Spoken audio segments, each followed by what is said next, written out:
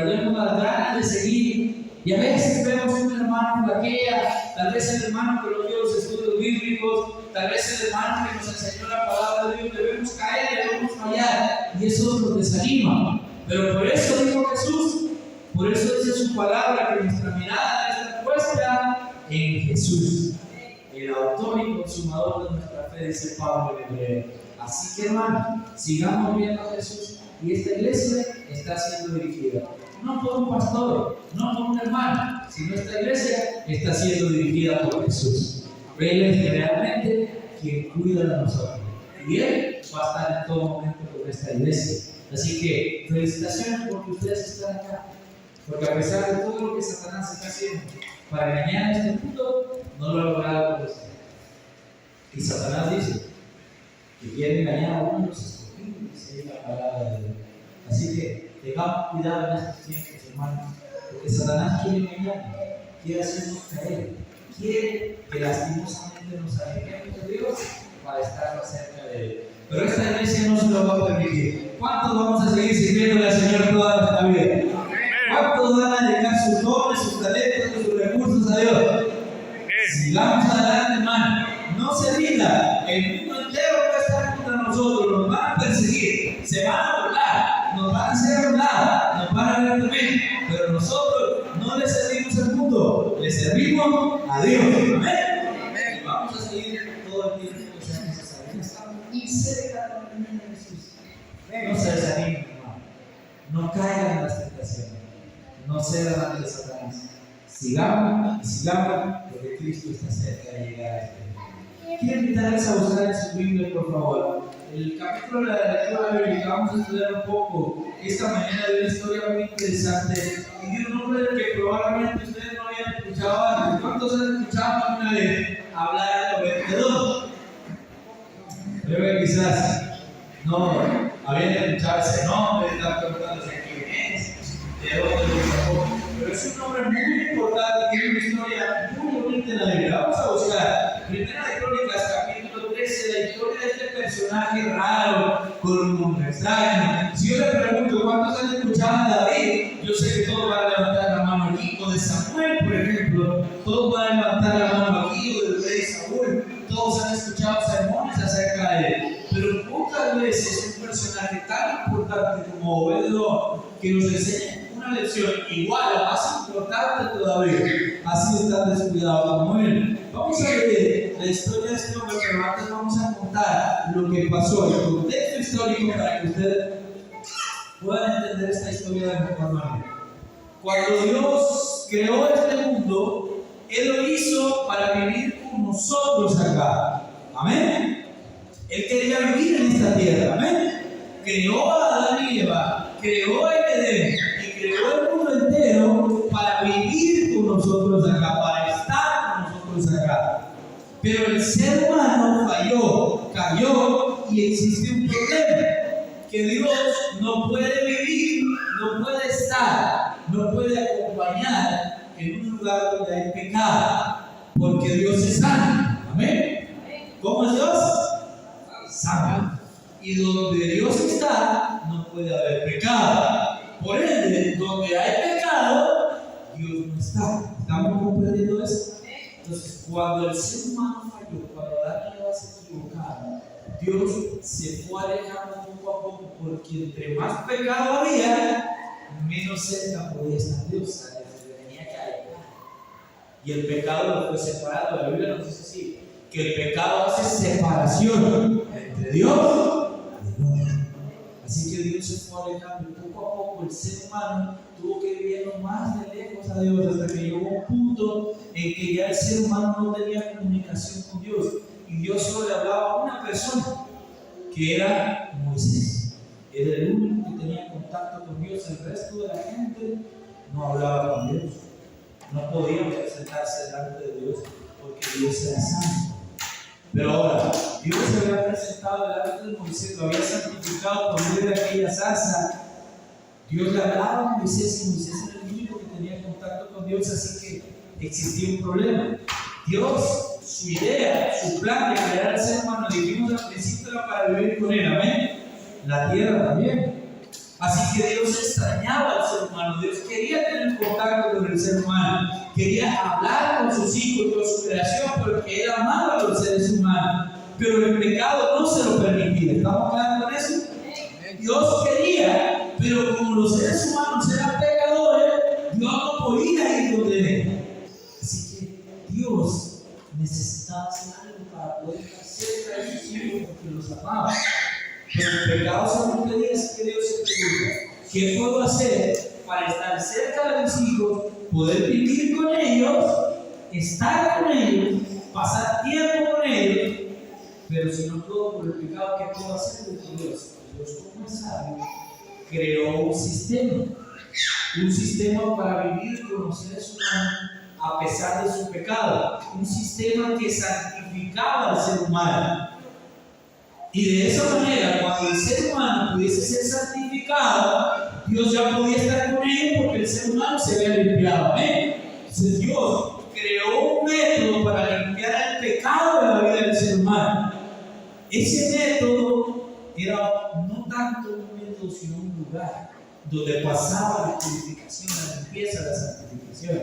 Y la Biblia dice en Éxodo 25:8 que Dios lo dijo así: harán un santuario para mí, y yo viviré, habitaré, pasaré mi tiempo con ellos, estaré ahí para que ellos puedan venir y puedan encontrarse conmigo, que era lo que Dios quería. Amén.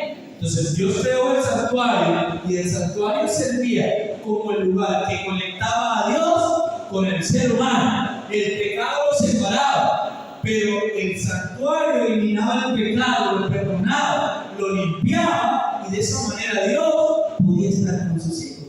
Pero era solo en un lugar. El ser humano era pecador afuera, pero al llegar al santuario, al llevar su ofrenda, era limpiado y santificado. Podía estar con Dios. Así que, aunque era un método bueno de bienestar para el ser humano, era un método todavía imperfecto, porque el ser humano tenía que ir hasta donde estaba el templo para encontrarse con Dios, porque Dios vivía allí. ¿Dónde vivía Dios? En el santuario, en el templo. Así que el ser humano tenía que ir y buscarlo hasta allá. ¿Estamos entendiendo hasta acá?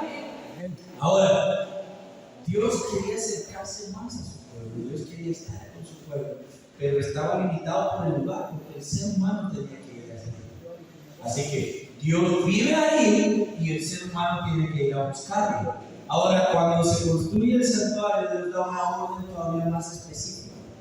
Yo voy a vivir ahí, pero quiero que hagan un mueble sobre el cual yo voy a reposar mi presencia, sobre el cual yo voy a estar, dice Dios. No sentado ni acostado, porque Dios no es como nosotros, no está limitado por un cuerpo. La palabra de Dios dice que Dios es espíritu. Así que Él va a estar con su espíritu por encima de un mueble, y le pide a Moisés que ese mueble va a ser el más sagrado. Él va a estar en el lugar más sagrado del templo. Ese mueble se le llamaba el arca del pacto, y Dios estaría sobre él. Y no estamos hablando de algo simbólico o espiritual como lo que nosotros tenemos hoy en este templo, sino que estamos hablando de algo físico. Dios iba a vivir allí. ¿Estamos claros con eso? Literalmente, si usted necesitaba a Dios, ¿dónde lo iba a buscar? Al santuario. ¿Y en qué parte específica del santuario estaba Dios? En el arca del pacto. Dios estaba ahí. Estamos hablando de algo físico, no espiritual.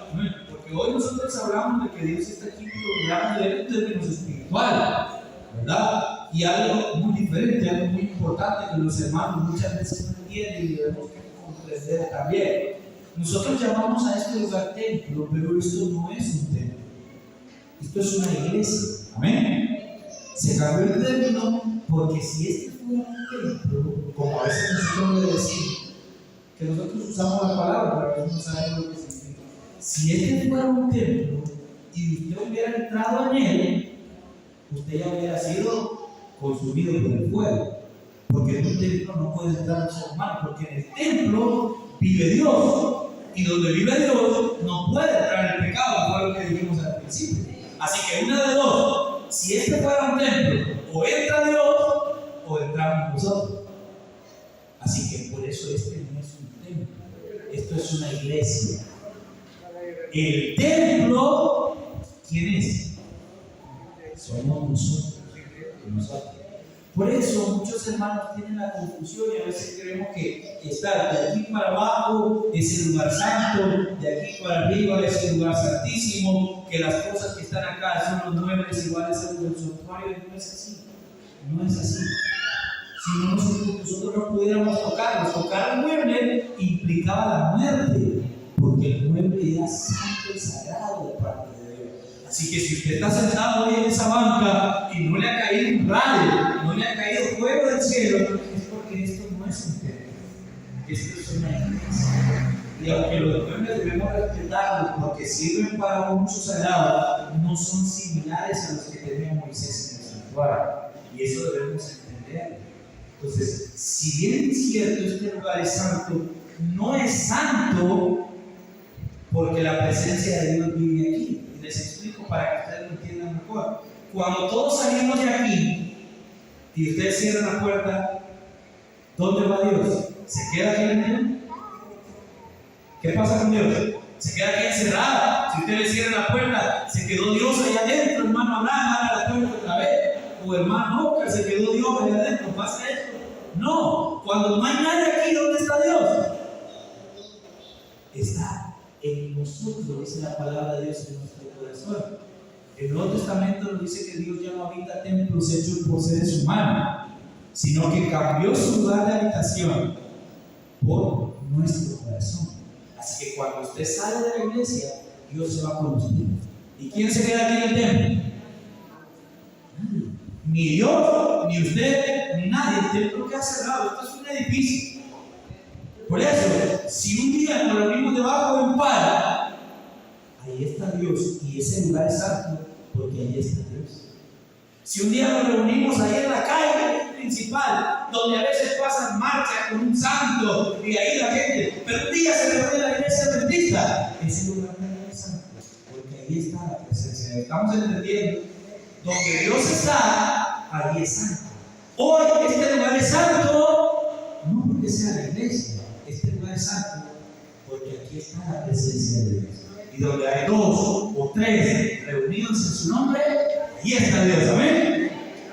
Pero cuidado, porque aunque eso suena bonito, es un peligro. Porque yo le pregunté una cosa: cuando usted se va para su casa, ¿dónde está Dios? ¿A dónde? Díganos sin miedo, ¿dónde está Dios? Está en su casa, porque Dios se va con usted, o no venimos por eso a la iglesia, para llevarnos a Dios con nosotros. Por eso cuando usted llega a la casa y ahí está Dios con usted, y usted dice: hoy es sábado, pero van a dar un partido en la tele, voy a encender la tele. Así como Dios está con nosotros ahí, también está en su casa cuando usted sabe el cielo. Cuando usted está viendo algo en su celular que usted no tiene que estar viendo, ahí está Dios también. ¿Estamos comprendiendo eso? Y ese es el peligro que corremos. Dios está con nosotros en todo lugar. Porque Dios ya no vive en un templo. A los seres humanos se les ha olvidado eso.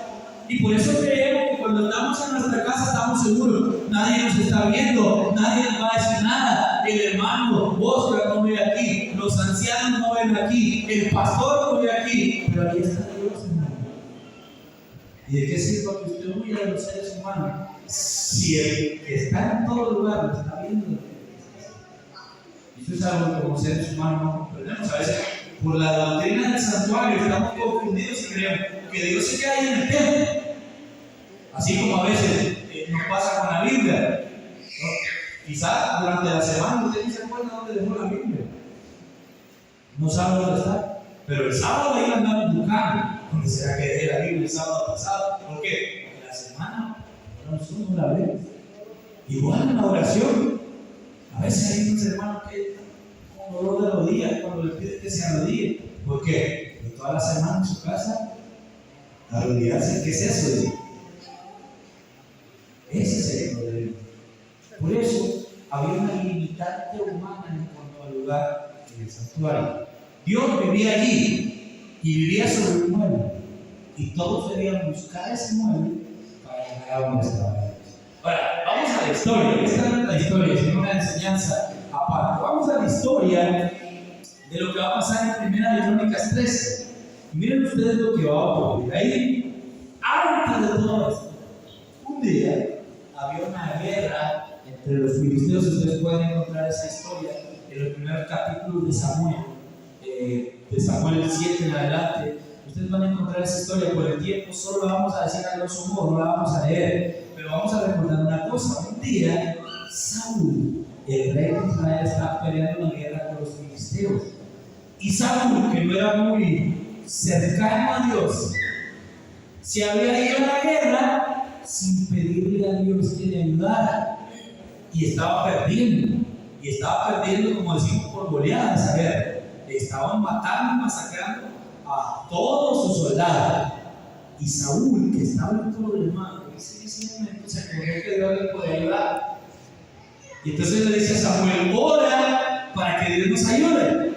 Samuel le dice: no, si no te acordaste de pedirle a Dios que te ayudara antes de venir acá, ¿por qué quieres que te salga ahora? Yo no voy a pedirle a Dios. Y como Saúl no era muy bueno para orar, nunca había orado, él por su cuenta no tenía la relación con Dios. Entonces, lastimosamente, Saúl dice: quizá va a tener que perder esta guerra porque no se me ocurre cómo puedo hacer que Dios venga, porque Samuel no quiere orar y pedirle a Dios que nos ayude, y no hay nadie más que ore. Y no se le ocurrió que él podía orar, porque no era muy cercano con Dios. Así que Saúl le dice a sus consejeros: ¿qué idea tienen para que venga Dios y nos ayude? No nos quiere ayudar voluntariamente Dios. Así que obliguemos. ¿Qué me recomiendan ustedes? Viene uno de sus consejeros y le dice a Saúl: mira, yo te doy una idea. ¿Te recuerdas que ahí en el santuario hay un mueble que se llama el Arca del Pacto? Y a nosotros nos han enseñado que Dios vive en ese mueble. Saúl dice: es cierto. Pues yo te doy un consejo. Si tú quieres que Dios venga y nos ayude a pelear esta batalla, ve a traer ese mueble y ponlo en medio de la guerra. Como Dios está sobre ese mueble, lo vamos a obligar a pelear.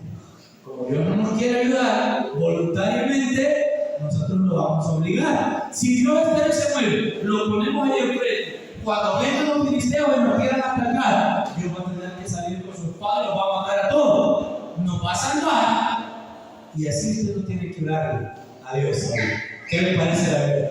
Saúl dijo: este hombre es inteligente, dijo. Es cierto, vayan a traer el mueble, pónganlo ahí en medio de la guerra, nos aportamos todos y dejemos que Dios pelee. Y según ellos era una gran idea, y ayudan con el mueble, lo pusieron en medio. Este se está poniendo ahí, ¿qué es? No dijeron nada, se veía muy bonito, un mueble de oro, un cajón de oro bien forrado, con unos ángeles ahí adornados. Ponen ahí en medio del campo de batalla. Los israelitas se alejan y todos estaban esperando que Dios saliera. Los filisteos se preparan, alistan la espada y salen corriendo a atacar. ¿Qué creen que pasa? Nada. Los filisteos pasaron, mataron a todos los israelitas, los destruyeron, acabaron con él y Dios nunca salió. Saúl se fue derrotado, tuvo que huir para que no lo matara. Más adelante los filisteos grabaron la victoria, y cuando vieron el campo de batalla, se dieron cuenta que estaba el mundo. Dieron un regalo, aparte que les acababan de ganar, nos vinieron a dejar un regalo. Llevémoslo para el templo de nuestro Dios. Lo agarraron, se lo llevaron y lo fueron a poner al templo del Dios de ellos, que se llamaba Dagón, un Dios con cabeza de pescado. Lo pusieron ahí en el templo y comenzaron a hacer oraciones a su Dios pagano. Cuando se empezaron a dar cuenta, les empezaron a salir pelotas en su cuerpo, dice la Biblia. La palabra de Dios utiliza la palabra tumores malignos, lo mismo que hoy conocemos como cáncer. Su cuerpo se empezó a desfigurar. Dice la gente de todo lo que estaban allá adentro, eran miles de ese templo, de ese Dios, comenzaron a sufrir dolores insoportables y algunos hasta murieron. Cuando se dieron cuenta, dijeron: ese mueble que trajeron, sáquenlo de aquí, vayan, llévenlo a otro lugar. lo sacaron, lo llevaron a otro templo y volvió a pasar lo mismo. Los filisteos dijeron: este pueblo está trayendo maldición a la gente de aquí. Sáquenlo de aquí, vayan a aventarlo de regreso a los israelitas. Lo agarraron y lo fueron a presentar en la frontera entre los israelitas y los filisteos, en un lugar llamado Kiriat-Jearim. Dejaron de tirar a la calle, lo fueron a aventar. Porque ya no queremos ver esto, y todos murieron miles de personas en Filistea por causa del pueblo. Lo dejaron ahí.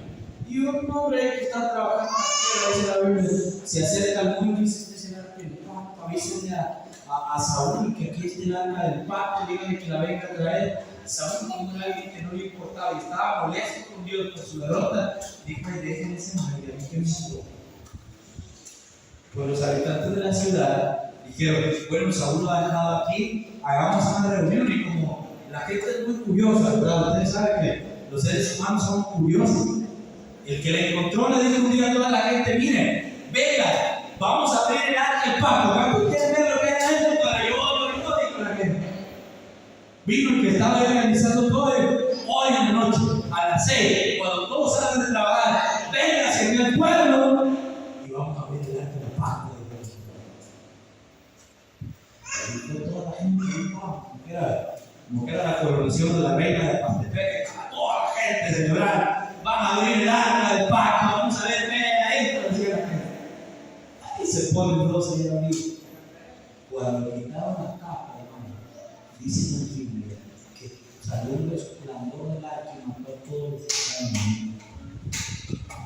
Eran cerca de 20,000 personas las que se habían todo el pueblo. Y todo el pueblo fue exterminado porque le faltaron el respeto al pueblo que tenía la presencia.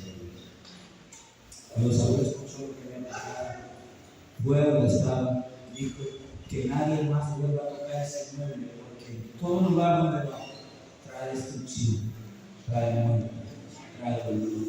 Ese mueble está acabando con nosotros. Así que vayan, traigan un sacerdote que trabaja ahí en el templo, que yo no sé qué hace, pónganlo acá, construyan algo ahí con el arca y dejen ahí. Yo no quiero volver a saber nada de ese mueble. Saúl la dejó abandonada. Durante los próximos 30 años de su reinado, nadie se acordó de ese mueble. Quedó tirado en aquella ciudad donde había causado destrucción y mortalidad y quedó abandonado. Y ahora vamos a ir 30 años después y vamos a leer lo que nos enseña la palabra de Dios ahí, en 1 Crónicas capítulo 13. Ya después de que ustedes conocen la historia, ahora miren lo que va a pasar con ese 9. Vamos, 1 Crónicas 13, versículo 1. David es ahora el rey de Israel. Saúl ha muerto y ha sido tomado su lugar por David, el cantor de Israel, el pastorcito valiente que derrotó al soldado. David es ahora el rey, pero David es diferente a Saúl y él tiene una idea. La idea de David es: no es posible que Dios no tenga una casa y yo como rey sí la tenga. Necesitamos hacer una casa a Dios, pero para que Dios viva en ella necesitamos traer la presencia de Dios. ¿Y dónde está la presencia de Dios, dijo David? En el arca. ¿Y dónde está el arca? Está en el templo, ¿no? ¿Está en la casa de algún sacerdote? No. ¿Dónde está el arca? Bueno, hace 30 años pasó todo esto que acabamos de contar todavía. Y el arca está abandonada en un lugar allá en una ciudad fronteriza como Filistea y está prácticamente abandonada. Y esto va a pasar. Venga, lo que dice David, versículo 1. Entonces David consultó con los capitanes de millar, estamos leyendo 1 Crónicas 13, y de centenas, y con todos los jefes de Israel. Y dijo David a toda la asamblea: si os parece bien, y si es la voluntad de Jehová nuestro Dios, enviaremos a todas partes por nuestros hermanos que han quedado en todas las tierras de Israel, y por los sacerdotes y levitas que están con ellos en su ciudad y ejidos, para que se reúnan con nosotros y traigamos, ¿qué cosa?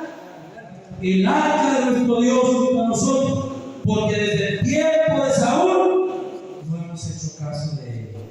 Y dijo toda la asamblea que se hiciera así, porque el asunto parecía bien a todo el pueblo.